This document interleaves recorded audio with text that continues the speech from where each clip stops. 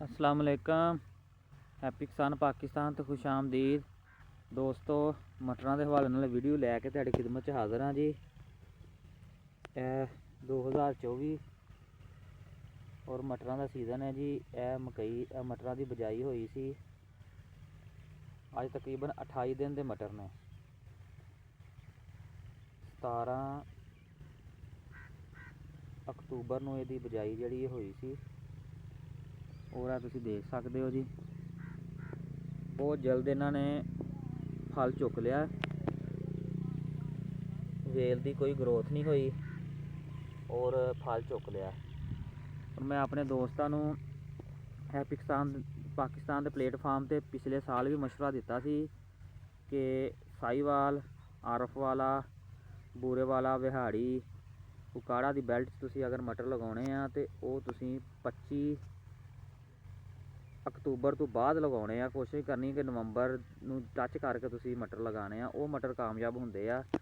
ਜਿਹੜੇ अक्तूबर च मटर लग जाते हैं वो कामयाब नहीं होंगे। और आ तुसीं देख सकते हो जी, ये भाई होरी मेहनत करते पे आ। बहरहाल इन्होंने फल चुकना शुरू करता है। तेल की ग्रोथ ही नहीं है बिल्कुल। और यह तकरीबन 10 तो 15 गट्टू फी एकड़ की पैदावार देंगे और ये ख़त्म हो जाएंगे। और अगर रेट अच्छा मिल गया तो भाई होरां दा कोई खर्चा पानी जिहड़ा वो मुड़ सकता है। बाकी होर मटरां दे हालात जिहड़े कोई नहीं गे। और बहुत सारे दोस्तों ने गेते मटर लगाए ने और इस कंडीशन दे विच उन्हां दे मटर फिरदे पे आ। और इन्हां दा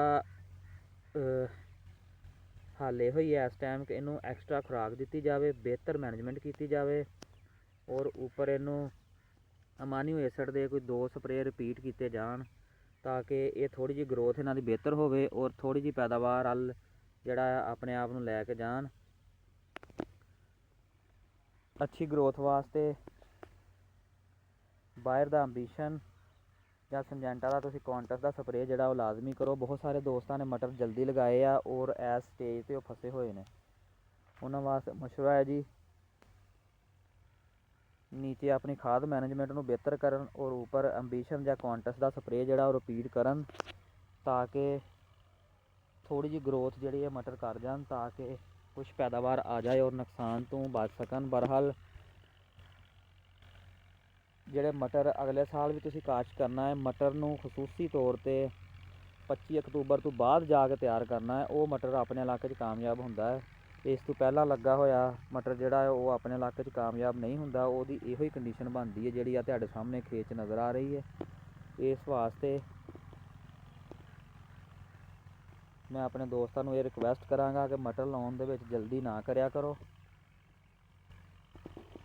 वरना इस तरह का मामलात ही बनता है। दोस्तों मटरां दे हवाले नाल वीडियो सी, अच्छी लगे इन्हूं लाइक और शेयर जरूर कर देना। और मैं रिक्वेस्ट कराँगा जिहड़े दोस्तों ने मेरे हैप्पी किसान पाकिस्तान यूट्यूब चैनल सबसक्राइब नहीं किया वो मेरे यूट्यूब चैनल में सबसक्राइब कर लो।